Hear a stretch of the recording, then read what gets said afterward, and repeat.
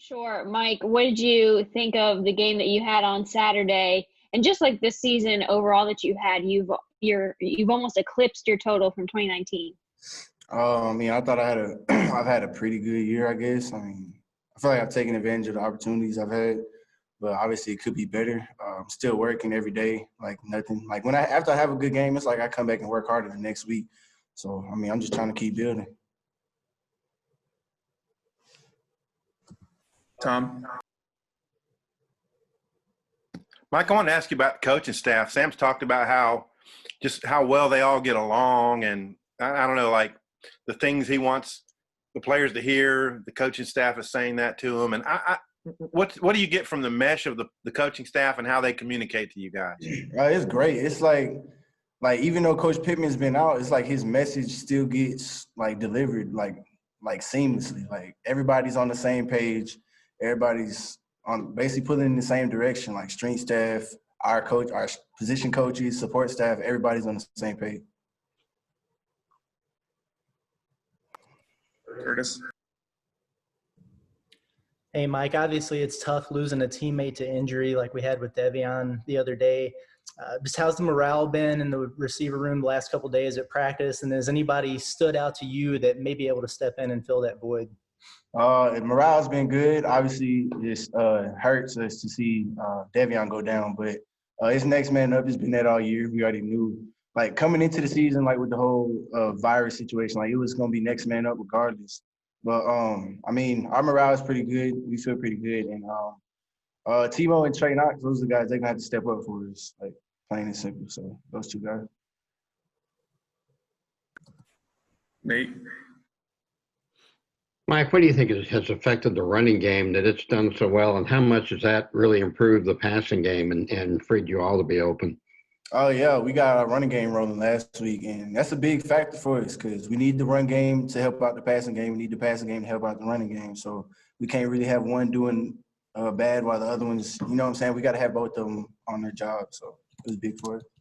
Anything specific you see that's caused the running game to improve so much? O-line, they've been practicing hard every day. I mean, that's what it is. Like, when you go into the game confident and prepared, that's what's going to happen. And obviously we got Traylon Smith, Rakeem, those guys back there toting that thing. So, thank you.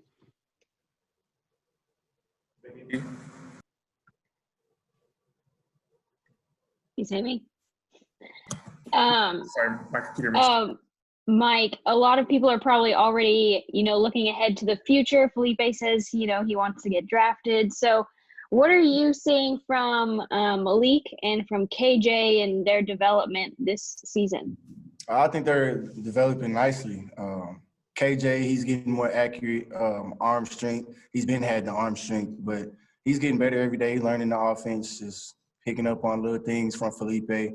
And Malik, he's coming along too. He's obviously very fast, and he can throw the ball too. So, but Felipe's done a great job giving them tools and stuff like that they can use. Jordan? Hey, Mike, what does this rivalry mean to you guys? And maybe in a year when LSU is down, how badly do y'all want this? And does it feel any different than any other game, being that there's a trophy involved? I mean, to me, no, because I want to win all of them. I go out there with the same mindset every game. Like, whoever in front of me, they got to get the business. Like, that's just what it is. So, I mean, to me, no, but to our team, definitely. It's a trophy game. We haven't had the boot in a very long time.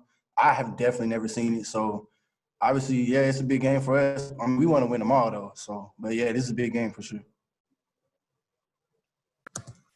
Tom? Yeah, Mike, this is definitely a different LSU team than what you guys faced last year. What do you see from them defensively, their secondary?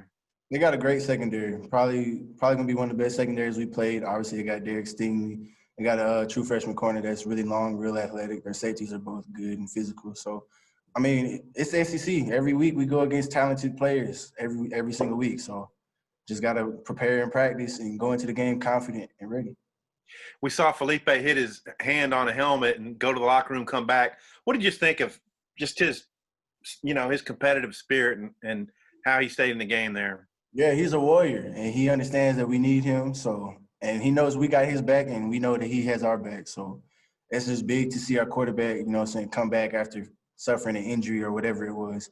So it's big for the team to see that as well. One of our leaders coming back after the injury and practicing hard and doing all the things he does every week.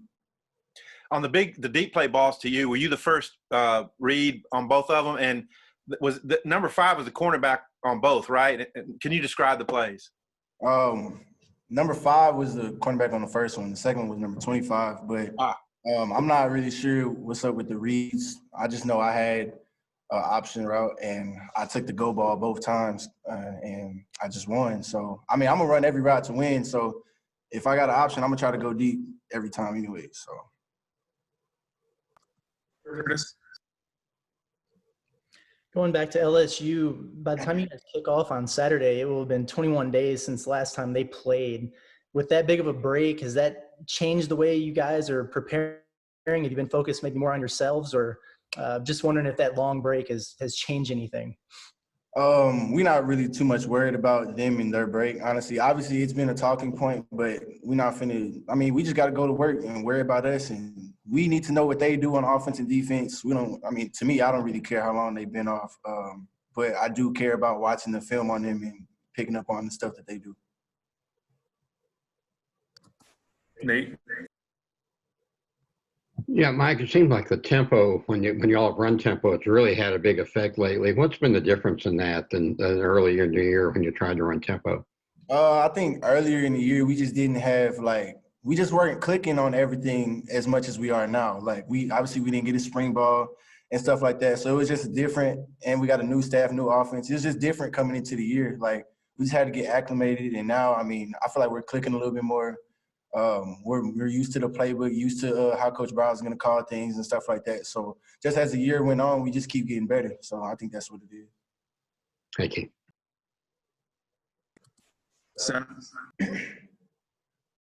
Devion, or Mike, going back to Devion, sorry. Without him, does the game plan change any for y'all? Like I said, it's next man up. I'm pretty sure we played a game without trailing, and we played without people before. It's just next man up. You should be practicing hard and preparing hard every week. So whenever you get your opportunity, you should be able to fit right in and nothing changed. So that's what it is. That's how we operate at Arkansas. Next man up, you should be ready. You should have been taking it serious the whole time. So when your number's called, you got to be ready.